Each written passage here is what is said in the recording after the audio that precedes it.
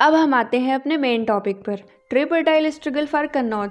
750 से 1000 ईस्वी के बीच उत्तर और दक्षिण भारत में कई शक्तिशाली साम्राज्य उभरे, लेकिन उनमें से सबसे प्रमुख संघर्ष तीन शक्तियां पाला, प्रतिहारा और राष्ट्रकूटा के बीच कन्नौज पर नियंत्रण को लेकर हुआ। इस संघर्ष की शुरुआत होती है जब प्रतिहार शासक वत्सराज कन्नौज पर आक्रमण करता है। उस समय कन्नौज का शासक इंद्रायुध था, जिसे वत्सराज पराजित कर देता है और इंद्रायुध वत्सराज का आधिपत्य स्वीकार कर लेता है। इसके बाद प्रतिहारों का प्रभाव गंगा यमुना संगम तक पहुंच जाता है और पालों का प्रभाव प्रयाग तक फैल जाता है। अब प्रतिहार नरेश वत्सराज और पाल नरेश धर्मपाल के बीच उत्तर भारत में विस्तार के लिए संघर्ष शुरू हो जाता है।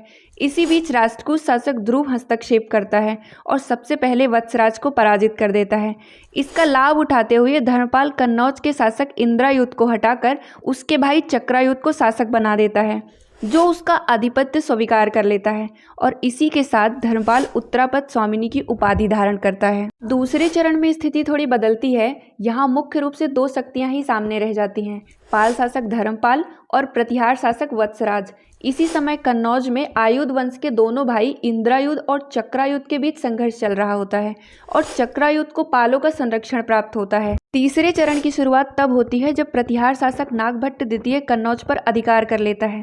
इसके बाद धर्मपाल राष्ट्रकूट शासक गोविंद तृतीय से मिल जाता है और गोविंद तृतीय कन्नौज पर आक्रमण करके नागभट्ट द्वितीय को पराजित कर देता है। लेकिन उसके वापस लौटते ही प्रतिहार और पालों के बीच संघर्ष फिर से शुरू हो जाता है। इस समय मिहिर भोज प्रतिहार शक्ति को फिर से मजबूत करता है। वह 836 ईस्वी में कन्नौज पर आक्रमण करता है, लेकिन उसे देवपाल से पराजय मिलती है। 850 ईस्वी के बाद पाल शक्ति कमजोर पड़ने लगती है और इसी का फायदा उठाकर मिहिर भोज अंततः कन्नौज पर अधिकार स्थापित कर लेता है। इसके बाद राष्ट्रकूटों द्वारा दो और आक्रमण होते हैं, इंद्र थर्ड 915 ईस्वी में और कृष्ण थर्ड 963 ईस्वी के द्वारा। हालांकि प्रतिहार अपना नियंत्रण बनाए रखते हैं, लेकिन कुछ समय बाद उनका भी पतन हो जाता है। अब अगर इस पूरे संघर्ष के प्रभाव की बात करें तो यह तीनों शक्तियों के लिए काफी विनाशकारी साबित हुआ।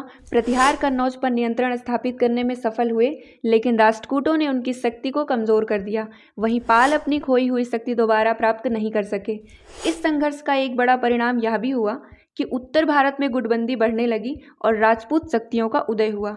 इसके साथ ही क्षेत्रीय राज्यों की संख्या बढ़ती गई, जिसके कारण कोई भी एक शक्ति पूरे भारत पर अपना नियंत्रण स्थापित नहीं कर सकी और अंततः इसी स्थिति का लाभ उठाकर बाहरी शक्तियों ने भारत पर आक्रमण करना शुरू कर दिया